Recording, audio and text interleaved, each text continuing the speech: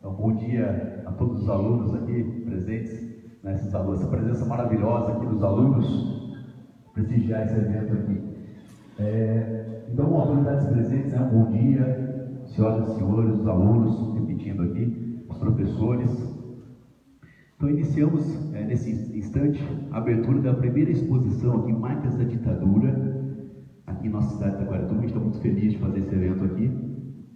E esse encontro, ele tem uma função, ele pretende retratar um dos períodos mais negros da história do Brasil e ampliar e dar visibilidade também a esse extenso leque de afetados pelo terrorismo de Estado de 64. E dar mais um passo a caminho da memória, da verdade e da justiça. Nossa exposição tem esse intuito. Então, hoje, muito contente de fazer esse evento aqui. Eu convido para compor a mesa aqui os nossos palestrantes. Primeiramente, a Luciana Petrini, professora, coordenadora do Núcleo Pedagógico de História, representando aqui pelo Diretoria de Ensino de Avaré.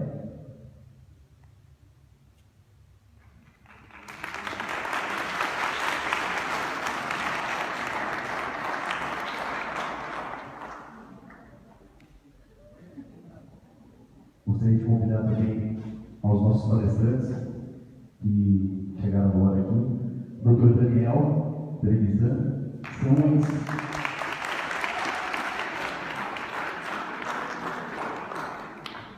a doutora Maria Carolina Drogo,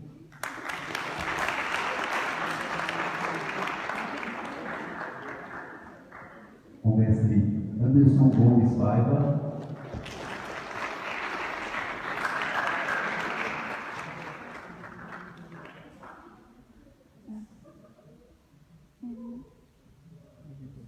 agora eu vou passar a palavra aqui para a diretora Luciana, para estar fazendo aqui também a... Opa, Camila, desculpa. Doutora Camila. Mestre Camila Silva. É isso aí. Joia.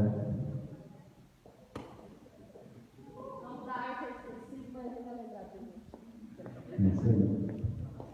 Bom, eu agora vou passar a palavra então para a diretora Luciana, agradecer também os diretores das escolas, todas as escolas que se mobilizaram bastante para fazer com que esse evento acontecesse agora de manhã e também depois na parte da noite a gente vai representar ele. Então, eu passo a palavra aqui para a diretora Luciana, dar continuidade aqui e seguir os nossos palestrantes. Bom dia a todos. Serei breve. Agradeço imensamente a presença de vocês, alunos, aqui. Hoje eu estou como professora coordenadora, representando a diretoria de ensino de Avaré. E os meus agradecimentos hoje, a todos que estão aqui presentes, às coordenadoras que se mobilizaram, trabalharam bastante junto com o Éder, para que todos vocês, alunos, pudessem estar aqui hoje, participando de um momento histórico na vida de vocês. Nós sabemos que o Brasil é um país que luta por liberdade, sempre lutou por liberdade, e essa liberdade nos é usurpada a todo momento.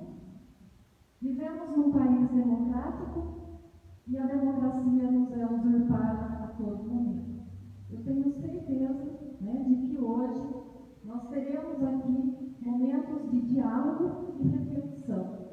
E é nesse momento de diálogo que nós podemos crescer. Lutamos pelo justo. E o justo cabe a cada um de nós. Obrigada.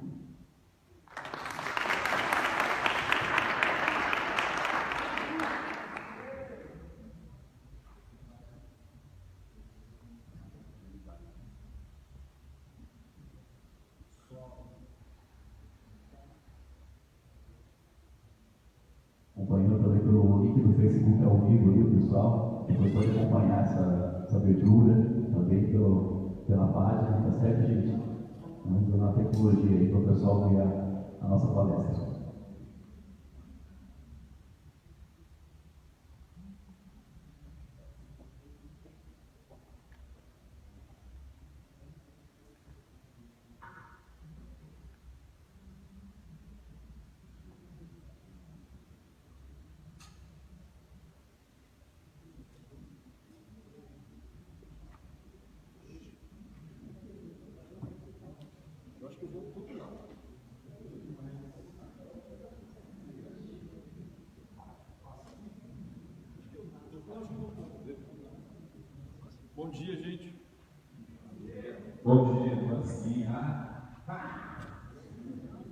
desse lado daí eu fico mais perto de vocês. Bom dia, prazer imenso estar aqui, obrigado, Aurélio, pela acolhida e pela receptividade aqui da cultura. Bom, quando falamos em golpe civil-militar, né, 52 anos desse golpe, vocês devem perguntar o seguinte: por que nós, estudantes, temos que aprender sobre isso? Qual a importância de estudar o golpe que aconteceu há 52 anos atrás? Vocês devem talvez se perguntar isso. Por que estudar o golpe? Qual a importância de se estudar o passado? Alguém aqui já caiu no Cris? Já se machucou? Mas caiu, hein? Quando caímos, o que acontece? O dia se machuca. O que acontece? Você corta, sai sangue, sai. Mas faz também uma cicatriz. Não parece? O que essa cicatriz nos lembra sempre? Que a gente caiu. Ou seja, de alguma forma, essa cicatriz nos lembra de um passado. Olá, tudo bem? A história é a mesma coisa. Estudar a história, de certa forma, é lembrar de um fato que aconteceu, de um evento traumático.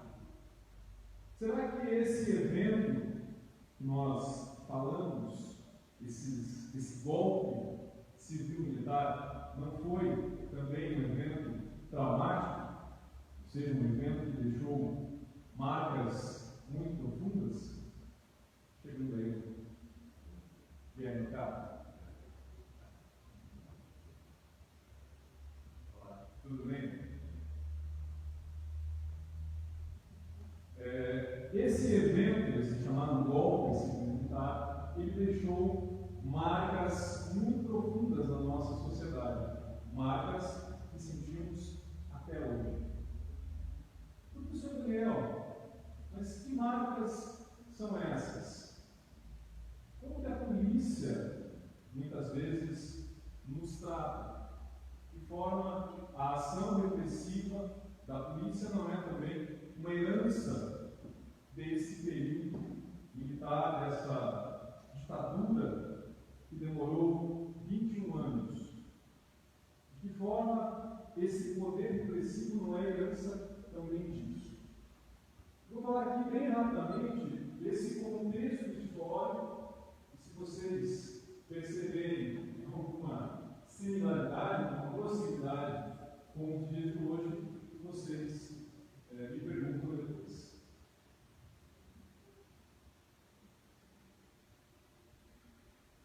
Aqui vocês, lá no fundo, não devem enxergar, ficou meio pequenininho. Um poema de um cara chamado Carlos Marighella, alguém conhece? Não. Marighella foi um importante líder comunista, atuou aí mais de 40 anos, né, na militância política, e ele tem uma história muito interessante, né, de busca pela liberdade. Ele fala o seguinte, um poema escrito em 1939, ele estava preso: não ficarei tão só no campo da arte, e, ânimo firme, sobrancelho forte, tudo farei por ti, para exaltar-te. Serenamente, alheio à própria sorte, para que eu possa um dia contemplar-te. Dominador e inferno do transporte, direi que és bela e pura em toda parte. Por maior risco, e que essa audácia comporte.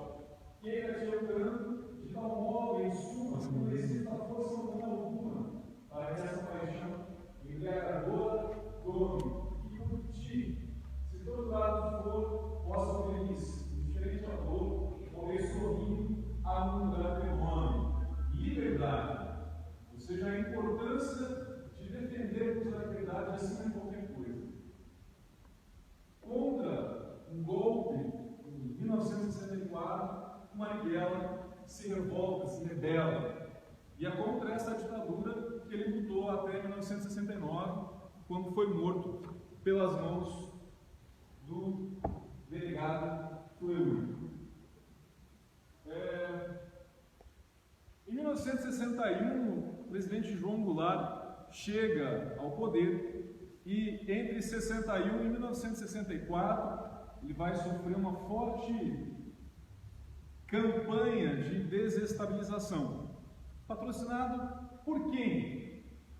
Quem será que foram os atores políticos que bancam essa campanha de desestabilização?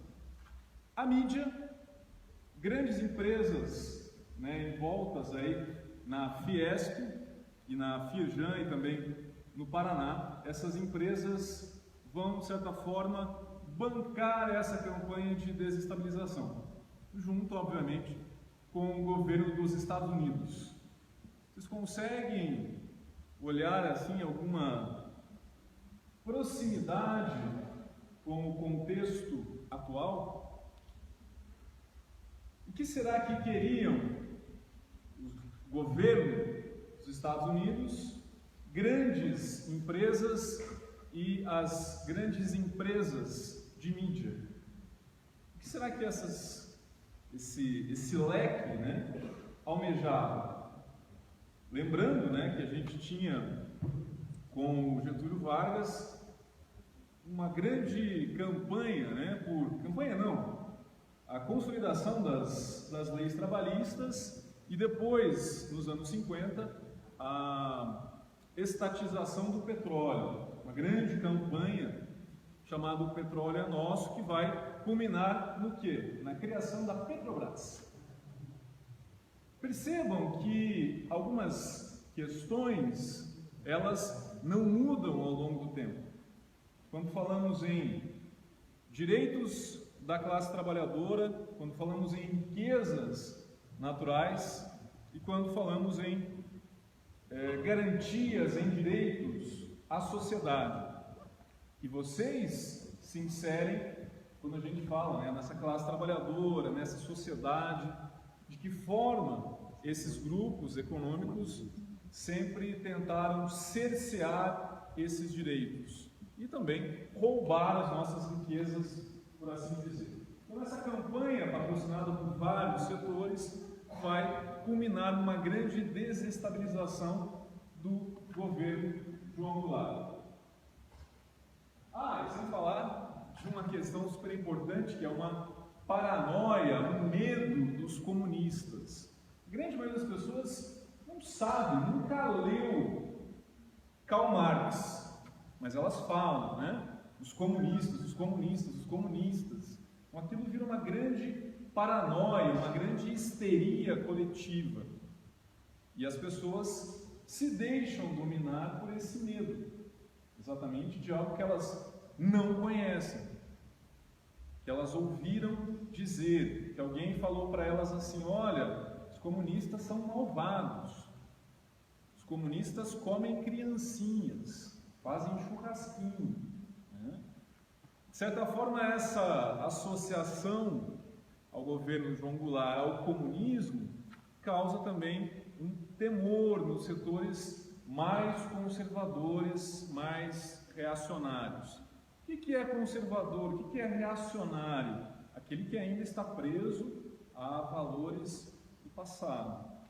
De certa forma, esses grupos de esquerda pregavam o aumento da liberdade, direitos, cidadania, e isso, de certa forma, causava um grande temor nessa sociedade que vai se levantar contra o governo do João Goulart. Aqui temos, vocês só vão falar um tempo, um editorial de um jornal chamado Correio da Manhã, que vai falar, questionar o governo do João Goulart. A nação não mais suporta a permanência do senhor João Goulart à frente do governo. Chegou ao limite final da capacidade de tolerá-lo por mais tempo.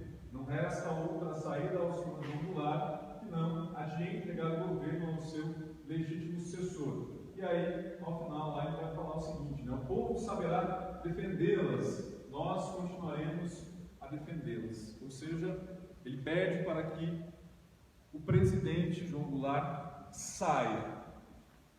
Parece que é de 2016, né, esse programa, mas não é, de 1964. Quando ele fala, né, que o governo não tem mais condições de governar. Mas quem está falando isso? Imprensa. Grandes grupos midiáticos que estão dizendo que o governo de João Goulart não tem mais condições de governar.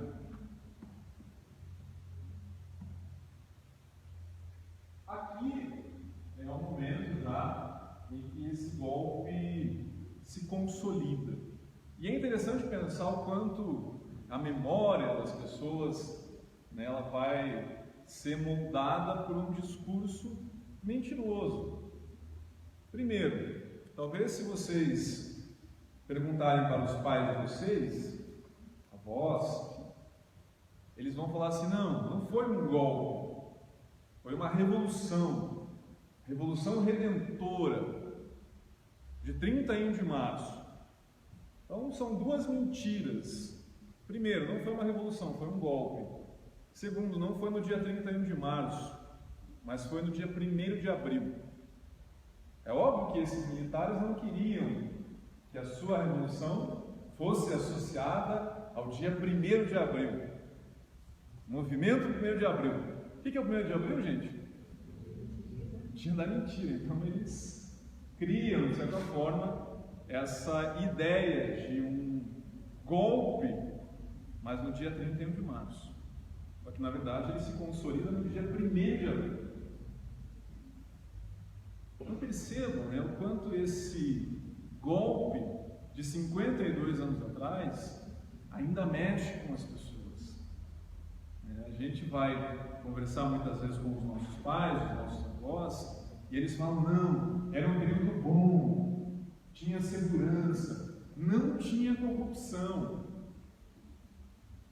Talvez vocês já devam ter ouvido isso.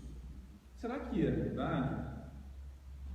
Será que vocês, jovens secundaristas, se vivessem naquela época, vocês não sofreriam um cerceamento da liberdade, com governadores tentando impedir manifestações dos estudantes? Será que existiria liberdade para que os estudantes, por exemplo, fizessem, protestassem? Será que havia isso? Será que não havia corrupção de fato? Quando a gente olha e percebe que várias empreiteiras ganham força nesse período, percebam que são discursos que se consolidaram ao longo do tempo, mas que são falsos. Ou seja, os militares também, de certa forma, patrocinaram a corrupção. Por quê? Hoje nós percebemos uma imprensa com uma autonomia um pouco maior. Ou seja, existe uma liberdade de imprensa. Claro que muitos veículos de imprensa hoje são alinhados com um determinado discurso. Mas nesse período, se alguém quisesse denunciar um caso de corrupção, essa pessoa poderia ser presa. O jornal poderia ser fechado. A matéria não sairia. E aí, será que não existia corrupção? Será que grandes obras construídas durante a ditadura não foram também alvo de propina? Então são noções que a gente precisa desconstruir. Ou seja, vocês precisam entender que discursos autoritários, mágicos, né? Ou seja, essa ideia de uma pessoa, de um homem forte que vai governar com mãos de ferro, isso é um grande perigo para todos nós. Quando falamos, né, e olhamos para o nosso presente, nós precisamos sempre combater qualquer discurso autoritário.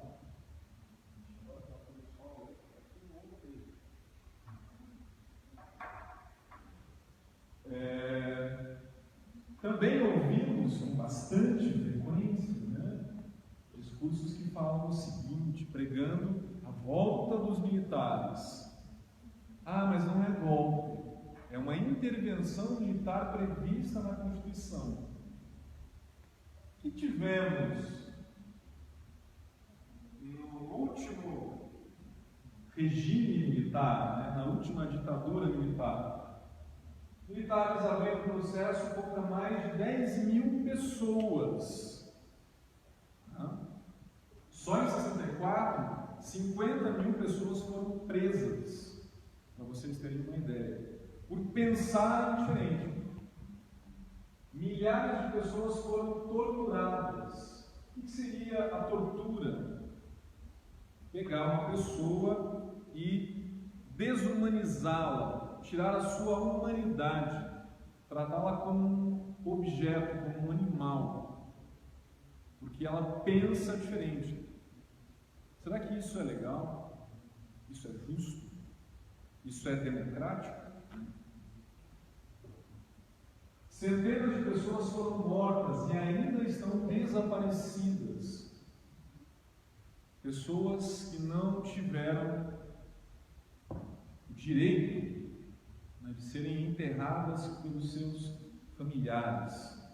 Familiares que até hoje não sabem o destino de seus parentes. Censura a música, a imprensa, aos livros e à televisão. Ou seja, não havia liberdade nenhuma. Prisão de intelectuais, professores, sindicalistas, universitários, e também a tortura de crianças e de adultos. Então, de repente, você está tendo aula com um professor, no dia seguinte esse professor não aparece mais. No outro dia também não, nem no outro, nem no outro. Isso foi a ditadura.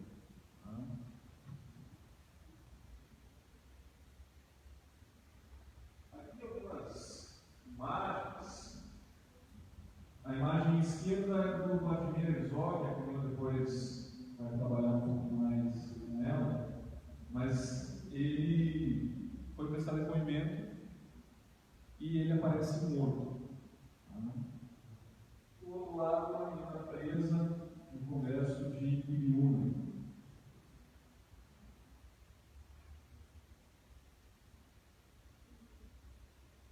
Essa imagem também parece um pouco atual, né?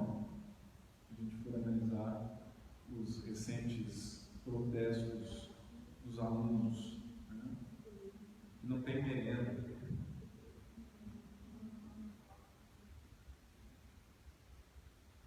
A imagem à esquerda é um método de tortura chamado pau de arara.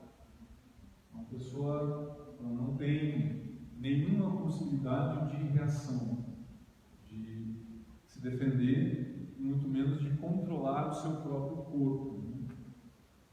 E no outro, os choques elétricos.